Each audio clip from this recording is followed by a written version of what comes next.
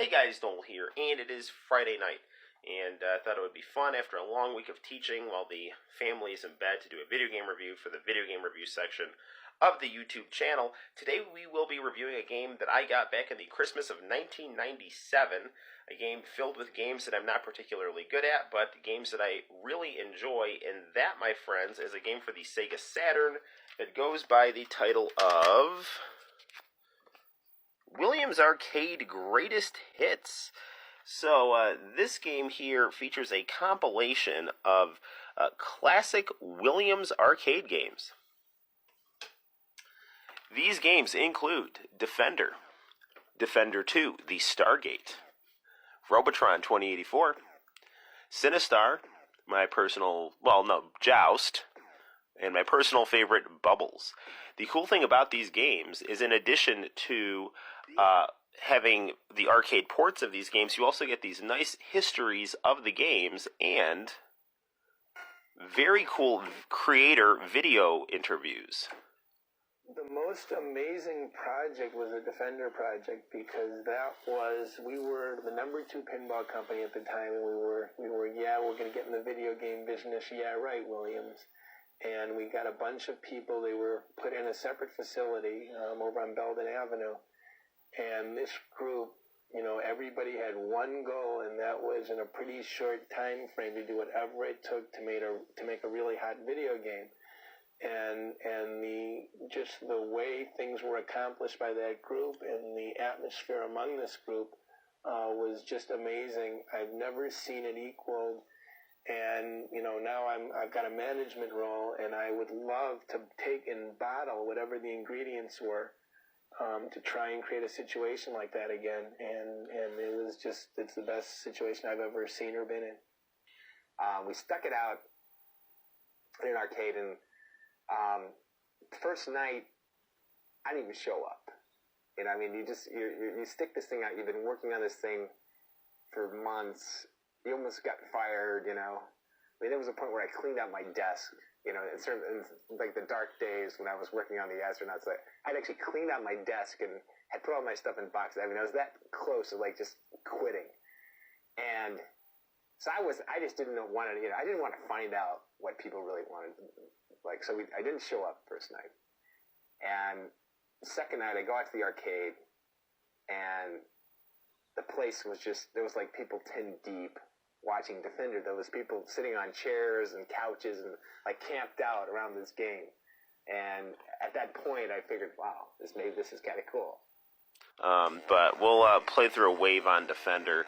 Now, Defender, unlike games like Blazing Star from SNK Neo Geo that I'm a little more accustomed to, does not constantly move forward. You kind of, at least my understanding of how to play this game, at least how I've been playing this game, unless I'm not playing it right, is you kind of have to be a little methodical, and you have to double back and make sure that people don't get captured while trying to move forward through the level. It's pretty complicated, and it's not particularly easy. It is a nice, atmospheric, pretty game to look at.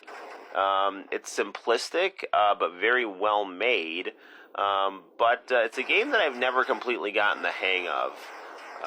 So I definitely respect it. I appreciate it. I enjoy playing it, but I'm not good at it, and I'm not good at it long enough to get as engaged as I could be compared to other games on this compilation, like Bubbles, which is basically very similar to Pac-Man.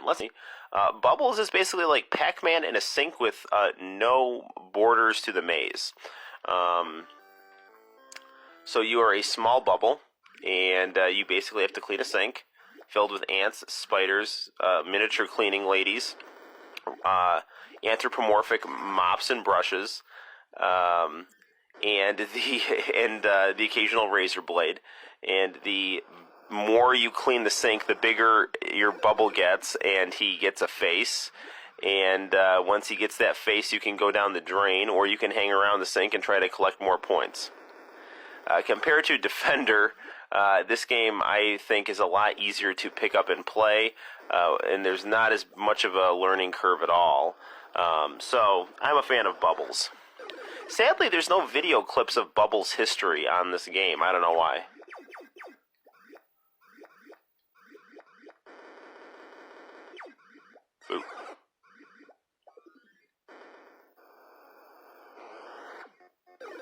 got an extra life. I mean, we should just do a review of Bubbles by itself for the channel. Darn it. Alright, good. I'm able to survive that one.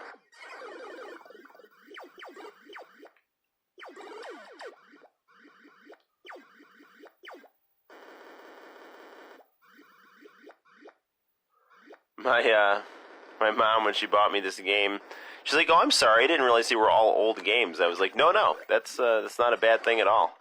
Compared to now, we're working with bubble gum and rubber bands and and hot glue.